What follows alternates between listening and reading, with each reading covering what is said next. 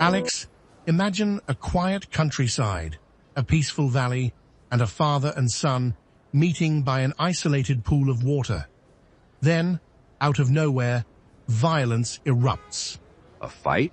Worse, the next thing anyone knows, the father is found dead. No weapon, no clear struggle, just his lifeless body on the ground. And the only person seen with him moments before, his own son. That's bad, really bad. Was there any doubt he did it? None, according to the authorities. James McCarthy was spotted arguing with his father just before the murder. Witnesses heard shouting. Minutes later, the father is found dead, and James is acting nervous. That's not looking good for him. What did he say happened? He gave a story that made things even stranger. Said they argued, yes, but then he walked away. A few moments later, he hears a cry, runs back, and finds his father, dying. Did the father say anything before he died? He did. His last words, a rat. A rat? What is that supposed to mean? That's the mystery. The police think it's an open and shut case, but Holmes, he knows better. So, let me get this straight. James McCarthy is found near his father's body. People heard them arguing, and the old man's last words were, a rat? Exactly. And the police believe it's a straightforward case. They arrest James and charge him with murder. I mean, I get why. The argument, the timing, it all points to him. But something tells me Holmes doesn't buy it. Not for a second. The case catches his attention when a woman named Alice Turner approaches him. She's convinced James is innocent. Alice? Who is she? Someone close to James? Very. She's the daughter of John Turner, a wealthy landowner in the area. She and James practically grew up together, and she swears he could never do something like this. Okay, so she asks Holmes for help. Does he take the case right away? Of course. A young man's about to be convicted, and something about the details feels off. Holmes and Watson head to the crime scene immediately. All right, here we go. What does Holmes find that the police missed? Oh, this is where it gets good. He starts by retracing James McCarthy's steps, paying attention to the layout of the land. The murder happened near Boscombe Pool, a secluded spot surrounded by thick brush and trees. So, not exactly a place with a ton of witnesses. Exactly. Holmes studies the area carefully, inspecting the ground, the footprints, and even the way the grass is bent. And what does he find? A completely different story from what the police assumed. First, the footprints don't just belong to James and his father. There was someone else there. Another person? So someone else witnessed this? Or maybe even committed the murder? That's what Holmes is thinking. And here's the haunting part. He finds clear signs that someone was crouched in the bushes watching. That's creepy. So someone was hiding nearby? Someone who saw everything. But before Holmes reveals anything, he does what he does best. He starts asking the right questions. Let me guess. He doesn't go straight to James McCarthy. He talks to other people first. Exactly. He wants to understand the bigger picture. He questions the local witnesses, including the people who heard the argument. One of them is a gamekeeper who saw James and his father together right before the murder. And does this gamekeeper say anything useful? Oh, very. He confirms that the two were arguing intensely.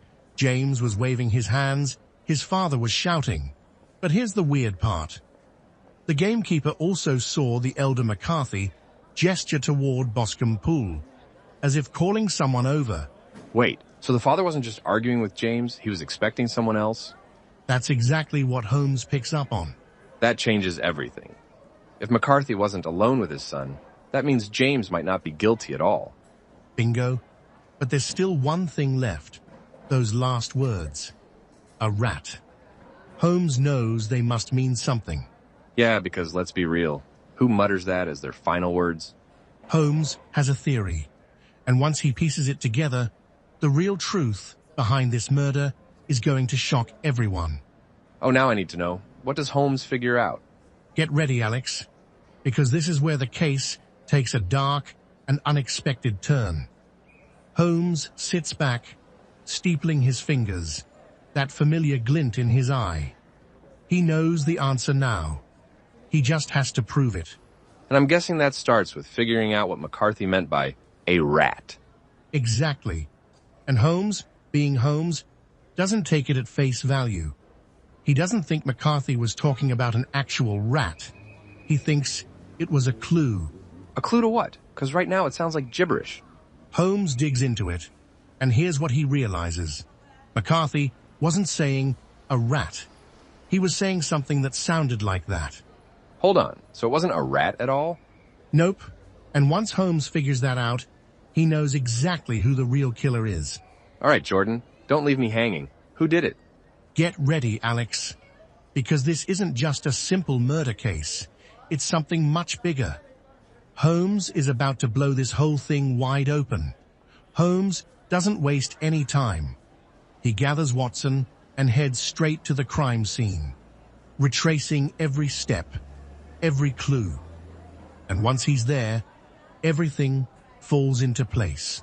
So, what does he find? He pieces together what really happened at the lake. Remember how James said his father was waving his arms, acting strange? Yeah, like he was signaling something? Exactly. But Holmes realizes McCarthy wasn't just waving, he was reacting to someone else. Someone who was there in the trees, watching. Someone else was there? Then James really isn't the killer? That's what Holmes is starting to believe.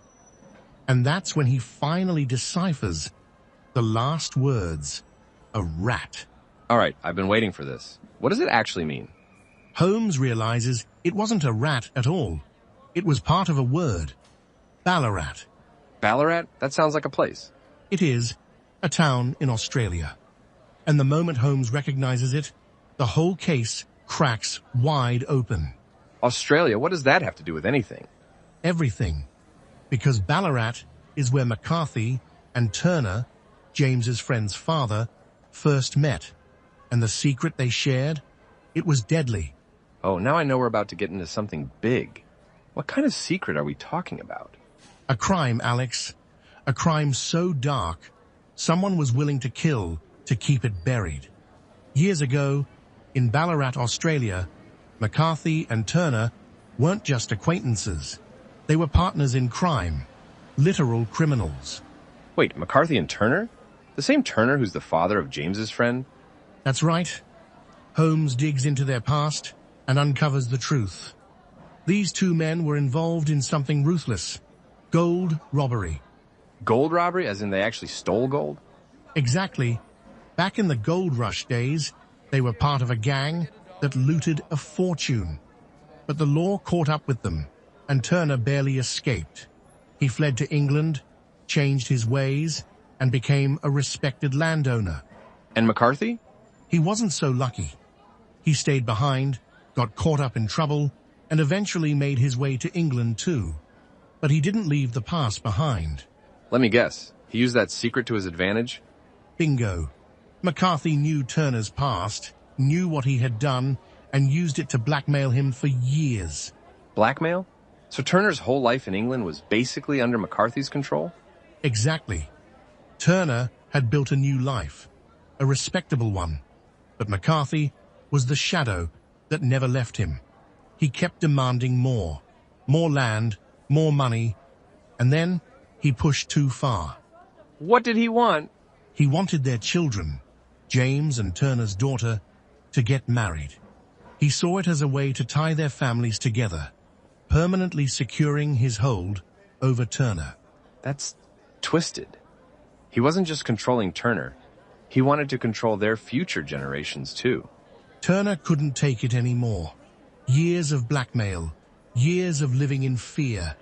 And now, McCarthy was trying to force his son into a marriage just to keep the leverage going. So that's when he snapped? That's when he decided McCarthy had to be silenced forever. Turner followed McCarthy to the lake that day. He had reached his limit. Years of blackmail, of living in fear. And now McCarthy was trying to force the marriage. Turner couldn't allow it. So he confronted McCarthy right there? Yes. He begged him to leave James and his daughter alone to end this cycle. But McCarthy laughed at him, mocking him, saying he would ruin Turner completely if he refused. And that was the breaking point? It was. Turner, already sick and weakened, picked up his stick and struck McCarthy on the head. A single blow. McCarthy staggered, clutched at the air, then collapsed, dead. So it really wasn't James, but how did Turner expect to get away with it? He didn't. He knew he was dying. But what he didn't expect was that James would be accused. That changed everything. And that's why he confessed? Exactly. When he realized James might hang for his crime, he wrote down everything. Holmes took the confession to the authorities, and James was released. So Turner turned himself in? No. Holmes convinced Lestrade to keep it quiet. Turner was already at death's door. Justice would come for him soon enough. So Holmes didn't just solve the case. He made sure an innocent man wasn't punished for someone else's crime. And that, Alex, is why Holmes is Holmes. So, in the end, justice was served. Not in the usual way, but in the way Holmes saw fit. Exactly. James was freed. Turner was left to live out his final days in peace. And the true villain McCarthy paid the price for his own cruelty. It's kind of poetic in a dark way. The man who built his life on blackmail was undone by the very fear he created. And that's what makes this case so unique. There was no courtroom drama, no public trial, just Holmes quietly ensuring that the right thing was done. And the best part? He didn't do it for glory or recognition. He just walked away knowing the truth was set right. That's Sherlock Holmes for you. Always 2 steps ahead, always seeing what no one else can. And making sure that justice in some form always wins in the end. And that, my friends, is the Boscombe Valley Mystery. A case that seemed simple, but hid layers of blackmail, revenge, and moral dilemmas. James McCarthy was freed, but only because Holmes chose to withhold the truth about Turner's crime, believing the man's suffering was punishment enough. But was it the right call? Should Turner have faced justice, or did his past justify his actions? This case isn't just about solving a murder. It's about the fine line between justice and morality. And that's what makes Sherlock Holmes so brilliant. So, what do you think? Was Holmes right? Or should Turner have paid for his crime? Drop your thoughts in the comments, and if you enjoyed this mystery, don't forget to like, share, and subscribe. There are plenty more cases to unravel, and you won't want to miss them. See you in the next one. Subscribe for more content.